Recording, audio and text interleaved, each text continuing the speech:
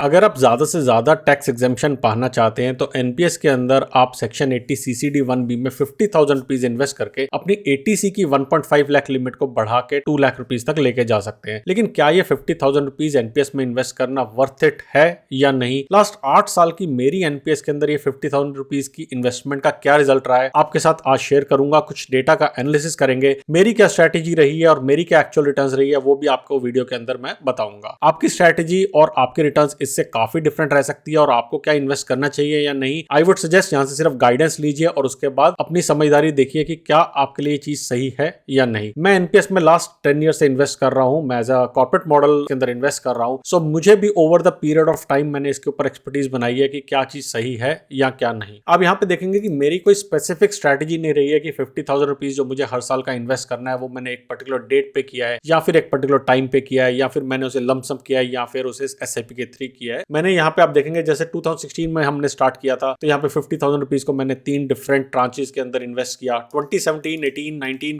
और 20 के अंदर मैंने जब इसे इन्वेस्ट किया तो मैंने एक ही बारी में 50,000 रुपीज पूरा इन्वेस्ट कर दिया और आप उसके बाद देखेंगे कि मैंने इसको अगेन ब्रेक करके किया है over the next 3 years. So different strategy follow करी है। मेरा पर्पज ये रहता था, जैसे कभी कभार हमें लगता है कि हम मार्केट को टाइम कर सकते हैं तो उसके लिए जब एनएवी नीचे रहेगी तो मैं उसको कम एनएवी पे खरीद सकूं ताकि मुझे ज्यादा जो है मेरे पास यूनिट आ सके। वो मेरी स्ट्रैटेजी कोशिश रहती है, हालांकि ज्यादा सक्सेसफुल उसमें नहीं हो पाते हैं अनटिल अब बहुत ही एग्रेसिवली एक्टिवली इसको देख रहे हैं। सो उसके डिटेल में नहीं जाएंगे। यहाँ पे आप देखेंगे कि 3 डिफरेंट कलर्स हैं। 3 डिफरेंट कलर्स जो आ रहे हैं मेरे ईयर्स ऑफ इन्वेस्टमेंट के, ये इसलिए हैं क्योंकि मैंने शुरू में जो इन्वेस्टमेंट करी है ये करी थी मैंने आईसीआईसी के साथ, उसके बाद मैंने इन्वेस्टमेंट करी थी एलआईसी पेंशन फंड हाउस के साथ और लास्ट मैंने इन्वेस्टमेंट करी थी एचडीएफसी के साथ। तो लास्ट ईयर मैंने जब वीडियोस बनाए कि सबसे अच्छा पेंशन फंड मैनेजर कौन सा है तो मैंने जब एनालिसिस किया तो मुझे पता लगा कि यार एचडीएफसी की जो रिटर्न्स आ रही है, जो मेरी इन्वेस्टमेंट स्ट्रेटजी है इक्विटी में हैवी रखने की, उसके हिसाब से एचडीएफसी की रिटर्न्स अच्छी है तो मैंने भी अपना पैसा निकाल के एचडीएफसी के अंदर डाल दिया। आपको ये सारे के सारे वीडियोस जो है मेरी प्लेलिस्ट में मिल जाएंगे एनपीएस वाली, डिस्क्रिप्शन में उसका लिंक होगा। एक और चीज मैं आपको यहाँ पे बताना चाहूंगा कि एनपीएस के अंदर हम 4 डिफरेंट कैटेगरीज में पैसे को इन्वेस्ट कर सकते हैं। आप इक्विटी में कर सकते हैं, कॉर्पोरेट बॉन्ड में कर सकते हैं, गवर्नमेंट बॉन्ड में कर सकते हैं और ऑल्टरनेटिव इन्वेस्टमेंट में कर सकते हैं। ये डिपेंड करेगा आपने अगेन ऑटो चॉइस ली है या फिर एक्टिव चॉइस ली है, आपकी एज क्या है, उसके हिसाब से आपके पास कितनी फ्लेक्सिबिलिटी अवेलेबल है इन सब के अंदर इन्वेस्ट करने के लिए। सो जब ऑल्टरनेट इन्वेस्टमेंट क्लास इंट्रोड्यूस करी गई थी कुछ 4-5 साल पहले तो मैंने सोचा कुछ पैसा उसमें भी डालते हैं, लेकिन उसके बाद मुझे लगा यार इतना कम पैसा डाल के कुछ बहुत ज्यादा फर्क पड़ने वाला नहीं है। इनफैक्ट ओवरहेड रहेगा, ये ट्रैक करते रहोगे कहां पे कितना पैसा इन्वेस्ट हुआ है, तो मैंने उसको फिर वहां से विड्रॉ कर दिया। एक और चीज बिफोर हम डेटा का पूरा एनालिसिस देखें, मैं आपको ये भी बताऊंगा कि अगर इस पैसे को हम कहीं और इन्वेस्ट करते तो हमारी क्या रिटर्न आती है, उसका भी हम एनालिसिस करके देखेंगे। एक चीज आपको यहाँ पे बताना चाहूंगा कि मैं रेगुलरली अपने पैसे को जो एनपीएस के अंदर मेरी इन्वेस्टमेंट्स है इसको पोर्टफोलियो रीबैलेंस भी करता हूँ। पोर्टफोलियो रीबैलेंस के ऊपर भी मैंने काफी डिटेल में वीडियो बनाया कि पोर्टफोलियो रीबैलेंसिंग क्या होती है, आप कैसे कर सकते हैं। सो उसको जरूर देखिएगा। सो यहाँ पे जैसा मैंने आपको बताया कोई फिक्स यहाँ पे स्ट्रैटेजी नहीं रही है कि पैसा कैसे इन्वेस्ट करना है। जब जब फ्लेक्सिबिलिटी थी इन्वेस्ट करने की और जैसे जैसे 31 ऑफ मार्च पास आती रही वैसे वैसे इन्वेस्टमेंट हुई, इसलिए आपको बहुत सारी इन्वेस्टमेंट यहाँ पे जनवरी फरवरी की नजर आएगी जो आई थिंक काफी सारे सैलरी क्लास लोगों की भी होती है। क्या आप भी मोस्ट ऑफ द इन्वेस्टमेंट जनवरी या फरवरी में करते हैं? मुझे कमेंट सेक्शन में बताएं और अगर आप वीडियो को अभी भी देख रहे हैं तो लाइक और सब्सक्राइब करना मत भूलना। सो मैं यहाँ से थोड़ा सा अनहाइड करके आपको कुछ चीजें दिखाता हूँ कि करंटली जो मेरा ये पैसा पहुंचा है, करंटली कैसे मैंने निकाला है। जैसे मैंने इन्वेस्टमेंट करी थी, फॉर एग्जांपल एक एग्जांपल लेते हैं हम, 50,000 रुपीज की इन्वेस्टमेंट करी थी तो 50,000 रुपीज की इन्वेस्टमेंट मेरी 15,000 गई थी इक्विटी के अंदर, इसके बाद 20,000 गई थी मेरी कॉर्पोरेट के अंदर और बाकी के जो अमाउंट था 15,000 रुपये ये मेरा गया था गवर्नमेंट के अंदर। क्योंकि अगेन मैंने रेशियो इस तरीके से रखी थी। शुरू में जब मैं इन्वेस्टमेंट करना स्टार्ट कर रहा था तो मेरी इन्वेस्टमेंट मोस्टली जो है वो कॉर्पोरेट और गवर्नमेंट बॉन्ड में आती थी, लेकिन जैसे जैसे मुझे एक्सपीरियंस होता रहा, मैं समझ पाया कि एनपीएस कैसे काम करता है, वैसे वैसे मैंने अपने इक्विटी में एक्सपोजर ज्यादा कर दिया। और इसीलिए आप अगर मेरी लेटेस्ट इन्वेस्टमेंट जो देखेंगे, जैसे मैंने जून में जो इन्वेस्टमेंट करी है वो 30,000 की इन्वेस्टमेंट में से 70% अमाउंट मेरा इक्विटी में गया है, 70-75% मेरा इक्विटी में गया है और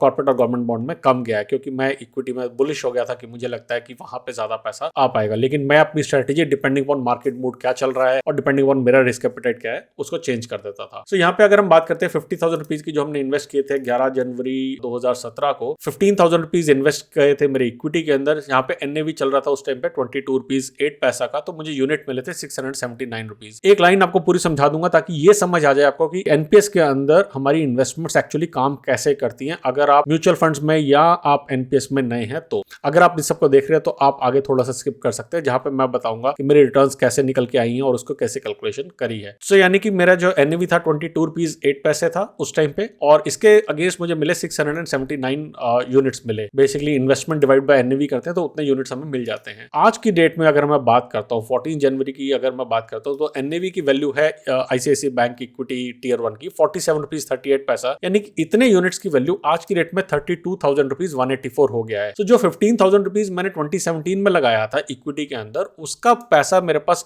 आज की डेट में 32,184 हो गया है। कल को इसकी वैल्यू क्या होगी वो डिपेंड करेगा इसका एनएवी क्या है, और एनएवी की वैल्यू रोज फ्लक्चुएट करती है डिपेंडिंग अपॉन मार्केट कैसा रिस्पॉन्स दे रही है। सिमिलरली अगर मैं कॉर्पोरेट और गवर्नमेंट बॉन्ड की बात करता हूं तो सबसे पहले कॉर्पोरेट बॉन्ड में जो मैंने 20,000 रुपीज की इन्वेस्टमेंट करी थी वो आज हो गई है 30,623 रुपीज की, और गवर्नमेंट बॉन्ड में जो 15,000 किए थे वो हो गए थे 22,000। यानी कि आप यहाँ देखेंगे कि अप्रोक्सीमेटली 50% की यहाँ पे मेरे पास पैसा बढ़ा है। ये XIRR नहीं है, XIRR पे भी हम शॉर्टली आएंगे। और अगर आप इक्विटी में देखेंगे तो यहाँ पे पैसा मेरा ऑलमोस्ट डबल हुआ है, इनफैक्ट डबल से भी ज्यादा हुआ है। लेकिन हर साल की एक डिफरेंट कहानी रही है। ये एक्सेल शीट का लिंक भी आपको नीचे डिस्क्रिप्शन में मिल जाएगा, आप वहां से इस एक्सेल शीट को डाउनलोड करके अपने आराम से देख सकते हैं कि कैसे कैलकुलेशन इनको किया हुआ है। सो इस तरीके से मैंने निकाला कि मेरा जो टोटल पैसा था वो इन्वेस्ट हुआ था 50,000 रुपीज, और आज मुझे उसके अगेंस्ट मिल रहा है 85,125 रुपीज मेरा इक्विटी, कॉर्पोरेट और गवर्नमेंट बॉन्ड के अंदर टोटल इन्वेस्टमेंट करने के बाद। और यहाँ पे मुझे लगता है कि अगर मैंने इक्विटी में ज्यादा पैसा इन्वेस्ट किया होता तो शायद मुझे और ज्यादा फायदा होता। इसी कारण से मैं अपनी स्ट्रेटेजी जो है बाद में चेंज करी थी। सो इन सबको करने के बाद जो करंट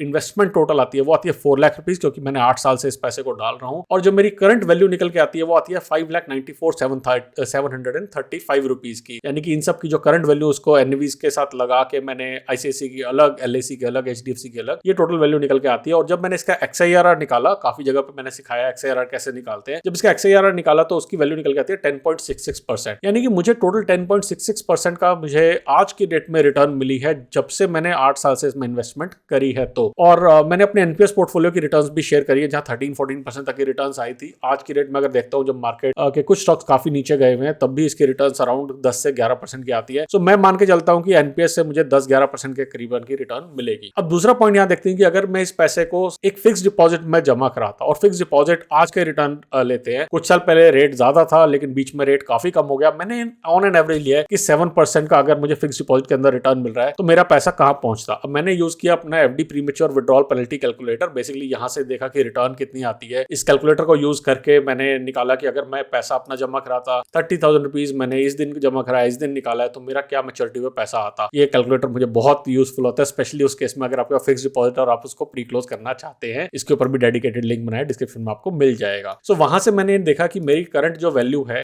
ये क्या पहुंच रही है 7% के अगर रेट पे मैं इन्वेस्ट करता हूं। फॉर एग्जांपल 1,000 रुपीज इन्वेस्ट करता 7% के रेट पे तो 1,624 होनी चाहिए थी, और मेरे पास आज की डेट में 1,908 रुपीज है। इन सभी की कैलकुलेशन करने के बाद मेरे पास निकल के आया 5,22,476 रुपीज। यानी कि इन पर्टिकुलर डेट्स पे अगर मैं इस पैसे को एनपीएस में इन्वेस्ट ना करके इस पैसे को मैं फिक्स डिपॉजिट में इन्वेस्ट करता जहां पे मुझे 7% रेट ऑफ रिटर्न मिल रहा था। अभी मैंने टैक्स बेनिफिट की बात नहीं करी है और बहुत इंपॉर्टेंट टॉपिक है तो उसको जरूर सुनिएगा कि अगर मैं इस पैसे को एज इट इज इतना पैसा मैं फिक्स डिपॉजिट में जमा करा देता तो मेरे पास ये रिटर्न्स मेरे पास निकल के आती। जो आप देखेंगे कि एनपीएस की रिटर्न्स जो है वो फिक्स डिपॉजिट की रिटर्न से ज्यादा है, और अगर मैं इसको कैलकुलेशन करके देखूं तो मेरे पास अराउंड आते हैं 72,000 रुपीज ज्यादा आता है। अब यहाँ पे है काफी सारे क्वेश्चन आते हैं, काफी डिफरेंट तरीके के चीजें आती है। जैसे फॉर एग्जाम्पल एनपीएस का जो पैसा है इसके ऊपर मुझे सिर्फ 60% पैसा मुझे जो है आई कैन टेक अवे, और रेस्ट 40% के अगेंस्ट मुझे एन्युटी लेनी पड़ेगी। सो हम ये करते हैं कि इस पैसे के ऊपर हम लगा देते हैं कि 60% पैसा तो मुझे मिलना है। जब भी अगर आज मैं इस पैसे को ले रहा हूं तो मैं इसको 60%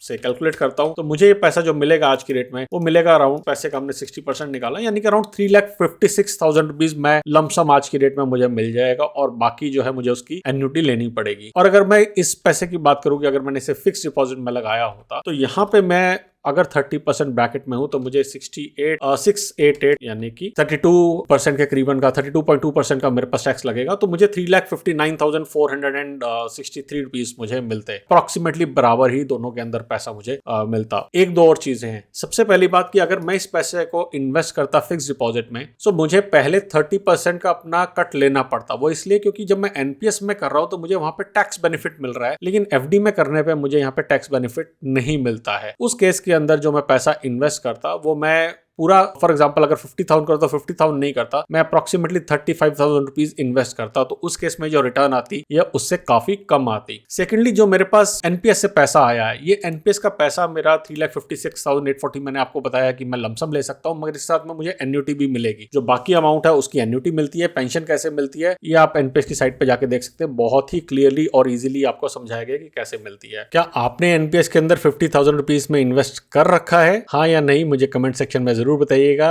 अगर ये वीडियो पसंद आया तो लाइक शेयर और सब्सक्राइब करना मत भूलिएगा। जल्दी आएंगे एक और वीडियो लेके, तब तक बचाते रहे, कमाते रहे, बिकॉज एवरी पैसा मैटर्स।